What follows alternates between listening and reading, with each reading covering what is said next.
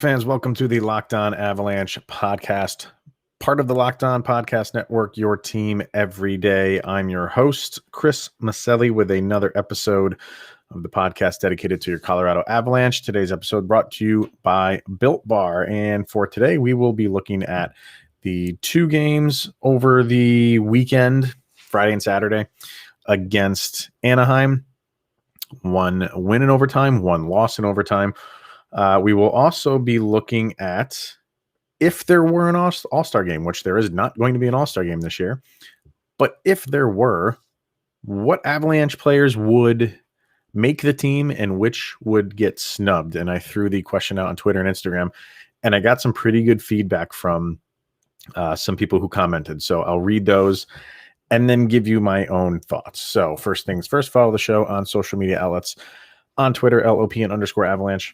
On Instagram, just search for Locked On Avalanche and send any questions, comments, concerns, or opinions to lockedonavalanche@gmail.com.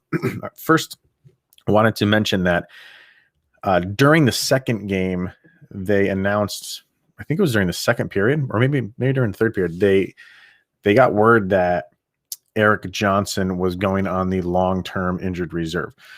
So what that means is, from what I understand, that the Avalanche will have that money free to sign some people. Pavel Francouz, if they need to, Pavel Francouz is already on that list. So the salary relief for him is $2 million, and for Erik Johnson, it's $6 million. So that's big if the Avalanche want to make some moves and bring in somebody like a goalie, which we will get to, is now the time to do it. Francouz has been on that list. They just put Johnson on that list.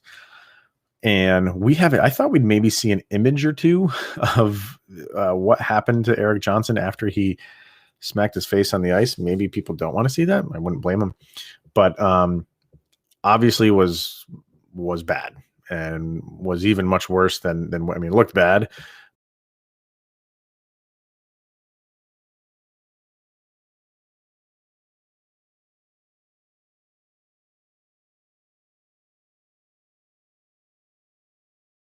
He's been out, whatever he's going through.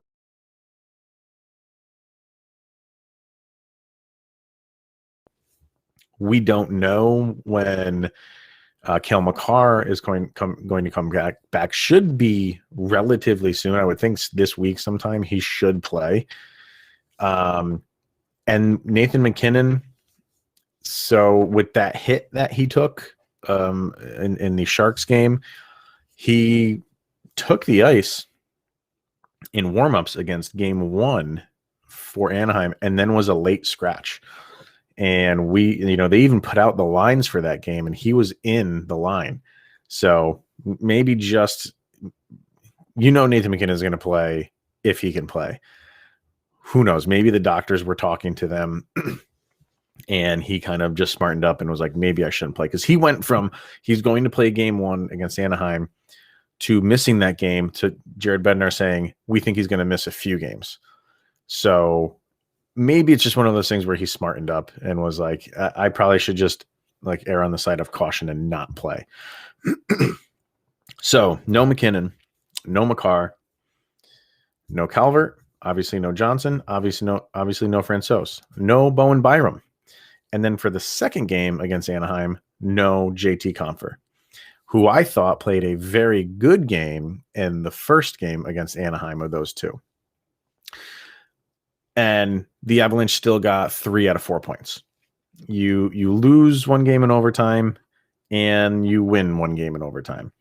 So we'll talk about the Friday game first. The good thing about both of these games is the Avalanche came back in both games, which is something that they have not done at all this season. And in almost both games were a carbon copy of each other, because in both games the Ducks went up 2-0. In both games the Avalanche came back, and both games went to overtime. And then how they ended up just happened to flip-flop. Avalanche won the first one and they lost the second one. But in the first one, with all those guys going down, you needed to get people to step up. And multiple guys did. I thought JT Compher did. I thought Tyson Jost did. And boy, did Val Nichushkin show up. He took over that game. Nathan McKinnon wasn't on the ice, but the way that Nichushkin took that game over was Nathan McKinnon-like. And wow, he had the first goal for them to get them on the board, which is just something that when you're down 2-0, you just want something to go your way. And a very nice play by him to get the first goal. And then Brandon Saad scored a couple minutes later, and bam, 2-0, or excuse me, 2-2. And then the overtime goal, he's a tough man to maneuver. He's a big boy. So he had a full head of steam, and he just had a great angle, and he does that move a lot. He does that power move and just kind of gets his left arm out there. And it's tough to overcome that if you're a defender. And he made a great move and a great goal, and Avalanche won that one. That was a game that you like to see them have, because Anaheim's played them well. Anaheim has played them well this year so far. And to get a win like that in a comeback fashion is definitely something that they needed to have and needed to do. Game 2, like I said, similar game. You have 2-0 Anaheim, and then the Avalanche get 2 in the second. And then they score 2 more in the third, and they're up 4-2, and you are feeling pretty good. 4 in a row. And then what happens? Then Anaheim just starts chipping away. Excuse me. And one, and then Kevin Shattenkirk gets one on a power play with just a couple minutes to go. And then Ryan Getzlaf gets the overtime winner. So there's good and bad to take out of both of these games. The good is, like I said, all of those guys that were out, and you get 3 out of 4 points. I think that's good. The bad, we'll get into the bad in the next segment. I'll hold off on that. But some guys that I definitely wanted to give credit for is definitely Nichushkin. Tyson Jost for both games played very well. I was kind of excited to see where JT Compher would go, but something happened to him in that first game where he is now out. I don't know if it's a long-term thing, but he did not play in the second game. I'm gonna sing the praises of Jacob Mcdonald right now. He is making this very, very tough for when this team is a 100% team on what to do with him. Let me bring up his stats. So he's slowly starting to climb up in minutes. And the first game against Anaheim, he logged his first 20-minute game for the Avalanche. 20 minutes, 47 seconds. The second game, just over 18 minutes. But those are pretty consistent numbers. They are putting more emphasis and pressure on him, and he's not backing down. He looks really, really good. And again, this is one of those things. I'm not going down the road of like, this is a guy they're protecting, that, they don't have enough moves and ability to freeze this many guys. All I am saying is when the Avalanche, and if the Avalanche can get to 100%, he's making it very tough for them to move him down. What you would do, who you would move around, I don't know. But he's playing some really, really good hockey, some inspiring hockey. Now, they are relying heavily right now on Devon Toews and Sam Gerard. Sam Gerard, we will definitely be talking about him later on when we talk about the All-Star stuff. You want Byram and Makar to come back ASAP for a number of reasons. One is to just get Toews and Gerard somewhat of a break in terms of minutes. They are relying a lot on them, and it's okay right now, but that is not a long-term solution. That is not something that can continue. And they're okay right now, but it's like a bend, don't break type of thing. This is the same thing we've been talking about with like the goalies. You can't just rely solely on Grubauer and you need a good backup goalie. And is that a problem right now? Because Hunter Miska did not look good in game 2. So let's take a quick little break, and then we will talk about maybe some concerns for the Colorado Avalanche right after this. All right. So yeah, so some good things that you saw from the Avs. They did look better on the power play, and which is a little surprising, not having Cale Makar there to run the point. The first game they were 1 for 3, but let's see, I think there was one goal, might have been the Saad goal. I don't remember exactly which one it was, but they scored one seconds after it was over. Let me see. No, okay. Maybe, yeah, I think it was I can't remember which one it was. I don't know. Maybe it was the Valenchuskin one, the very first one that they got. It was seconds after the power play had ended. They did go 0 for 3 in that game, and in the second game they did go 1 for 3.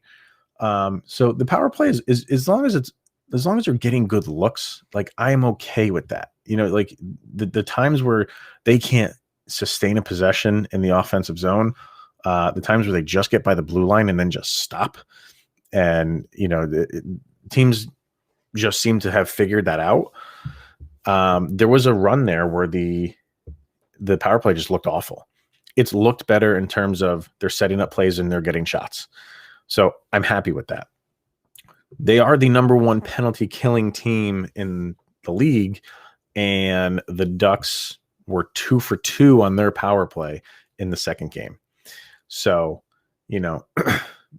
something needs to break at some point in the season for how well that they've done on the power play. But, if you stand up to your ranking and you don't let Anaheim get 2 power play goals, that game is in the bag. But bigger than that is the play of Hunter Miska. And we've been talking a lot about what the Avalanche should do when it comes to a goalie. Does this now force the hand of Joe Sakic to go make some sort of a deal? You now have some money freed up with the Eric Johnson situation. And if you think that Miska is still the guy and he just had a bad game, you're telling an entire fan base that how he played against Anaheim in the second game was just a fluke. I don't know if many people are going to believe that. The way that you saw him play, he just looked scared. I put up on Twitter that he's no longer allowed to go get a puck. He's not allowed to leave the net anywhere else and go get a puck, because those were adventures. He would go behind the net and the puck would just kind of skate off his stick. There was a couple times guys were barreling down on him. He didn't even seem to know it. It was an adventure watching him in goal. It really was. And he's played okay here and there, but he's not the type of guy. He's going to be able to do that. I think anybody's going to be able to do that. Have a good game every once in a while. But the way that he played in that game was very, very concerning. So what do the Avalanche do? Do they go out and find somebody? I'm scratching my head. I don't know. I would like to see them do that, especially if Francouz is on the long-term injured reserve. He's not coming back. Do you like we said, do you really think that Miska is the guy? Not the way that he played the other night, but do you give him another shot like we did with Connor Timmins, who had some really bad games, and he's starting to play a little bit better, but nothing I would really rely on. And I think the same goes for Miska. The next game he plays, people are going to be worried. I've been saying, not because of anything Miska's done or hasn't done, I've been saying since we've known that Francouz is going to be out, that you make a move. So I don't know. I don't know if they do it or not. Maybe this week we might hear something just talking about it, but I know Jared Bednar wasn't too happy, and he kind of called him out in a roundabout way, not directly, more or less said, like, we needed to come up with a save, and we didn't. I guess that's as direct as you can be when calling out a goalie. Just didn't use him by name. So that's the goalie situation. That is what it is. But other than that, I thought overall that they played well, and you have to consider what they don't have right now. You don't have your superstar, two of them, and two of those guys are huge when it comes to the power play, especially Makar. You don't have Matt Calvert, who is your muscle. You don't have Eric Johnson. You don't have Byram. You're missing a lot right now. And yeah, I know you're playing the Ducks, but they're a professional team and they're trying. So to get 3 out of 4 points, I don't think is all that bad. Obviously, you want to get all 4, but I think you have to take things into consideration. I think the way the Avs lost the second game is kind of what is setting people off because they looked flat in the first for both games, seemed to pick it up in the second for both games, and then had just a lapse in the third, late in the third, in game number 2, and overtime is what it is. It's kind of just a crapshoot. But for this week, I'm going to bring up the Avs schedule here. The Avs, another tough week. The month itself is crazy. Bring up their schedule. I know, they're not playing. They're not playing any back-to-backs this week, but so they have Arizona tonight and Wednesday night, and then Friday against the Kings, which that's a 2-game series. So your next 2 series are two games each against the Coyotes, who you just swept, and the Kings, who have been playing good, but I think they're faltering a little bit. I want to bring up their standings because they were doing well, but I think they had won like 6 in a row. But I think now they've lost a handful. They are 10-8-5 right now. Oh, they have a win, so I don't know what they're losing. What their losing streak was prior to that. I think it was a couple games, but they're right there. They're right in the middle of it. 25 points for them. Avalanche right now are sitting in third with 28 points. They are 3 behind the Blues, and they have 3 games in hand against the Blues. So they're sitting in a good spot. I'm not going to say they've turned this season around, but you're going to have two difficult games against Arizona because you just swept them. So they're going to want to come out and avenge that. But you have a lot of games at home. You just look at the calendar for March. And if you go on to the ColoradoAvalanche.com website, it's color coded by burgundy is home games and gray is away. There's a lot of burgundy on there. There's only 4 away games the entire month of March. And it's a little bit different, when you don't have fans in the arena. I get that, but there's a different skating on your home ice. So I think they're off to an okay start for this homestand, winning 1 and losing 1 in overtime. But so the next 2 weeks straight are at home.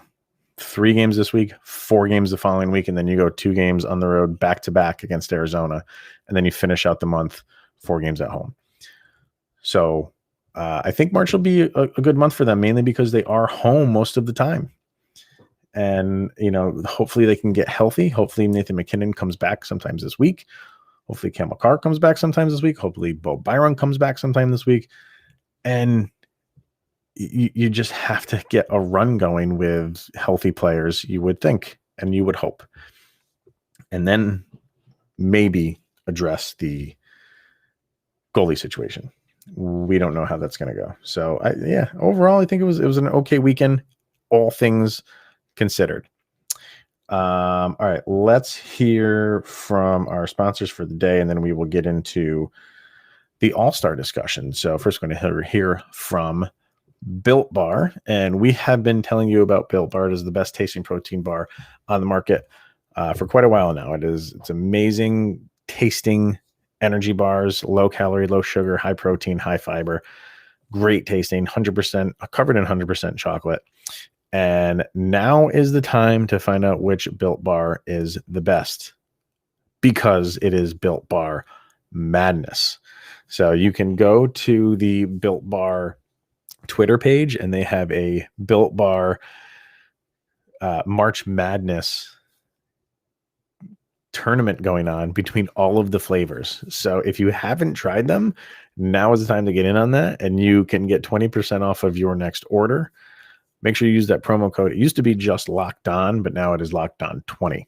So Locked On 20 is your promo code, and that will get you 20% off of your next order at builtbar.com. And you can check back and see who won the matchup. I think they're doing like different matchups daily. And for me, like I said, anything peanut butter, but there's so many, like, it's all about the brackets. You can say whose is the best. And the same thing with college basketball. You can always say who is the best team. Doesn't matter until the brackets come out. So go check out that bracket. And if you've had Built Bar in the past and what your favorite is, whatever it's going up against, get in on it and vote for your favorite flavor. So that last one they came out with, that brownie coconut one, was just to die for. So yeah, go get some Built Bar. It's Locked On 20 to get your 20% off of your next order. Also, betonline.ag. It's the fastest and easiest way to bet on all of your sports action. And football might be over, but the NBA, college basketball, and the NHL are in full swing. BetOnline even covers award shows, TV shows, and reality TV. Real-time updated odds and props on almost anything that you can imagine. BetOnline has you covered for all the news, scores, and odds. It's the best way to place your bet, and it's free to sign up. Head over to the website or use your mobile device to sign up and receive a 50% welcome bonus with your first deposit when you use the promo code LOCKEDON. BetOnline, your online sportsbook experts. So I put out the question, if the Avalanche or if the NHL was having their regular All-Star game, and if the divisions were normal, who would the All-Stars for the Avalanche be, and who would the snubs be? So I put the question out on Twitter and Instagram and got some pretty good feedback and pretty interesting feedback. So I'll read through these here and then kind of give you my thoughts. So Paul Friesen, sorry if I'm pronouncing your name wrong, Paul. He says, consistency is a part of an all-star, and this is a strange season. I would pick Grubauer. The snub is the rest of the team. Consistency is not there. Okay. Blue Liner at EBLEAU_26 says Mckinnon, Gerard, and Grew, but he could make an argument against Grubauer, though. And I would like to hear that argument. I'd like to know why no Grubauer.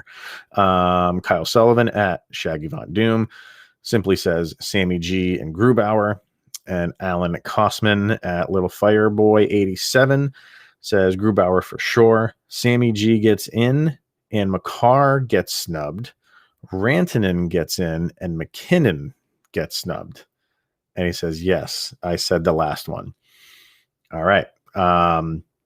Over on Instagram, some people chimed in here. I just want to make sure it's all updated.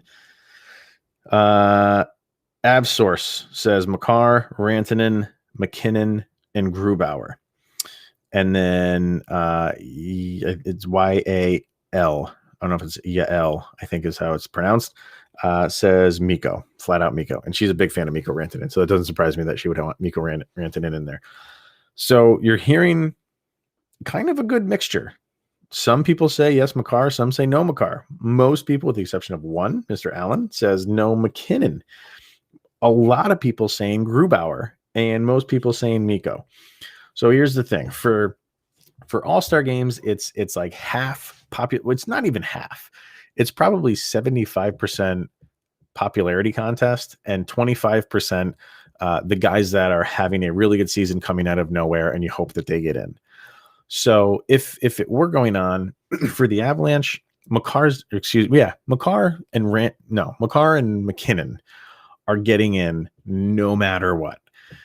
Those would be guys that, even if they had played a week and then got injured, probably would still have enough votes to get in. It's just the star power that drives it. Rantanen, with the way he's played, probably would get in. And he hovers on that line of superstar or a lot of star power coupled with his play. If he was having a bad season, I don't think his name recognition would be enough to get him in. McKinnon, it would be. Makar, it would be. So I think no matter what, those three guys would get in. Rantanen, Makar, McKinnon. And then you have to look at Grubauer and who's been having a fantastic season. Would his numbers be enough to get him in over the name recognition?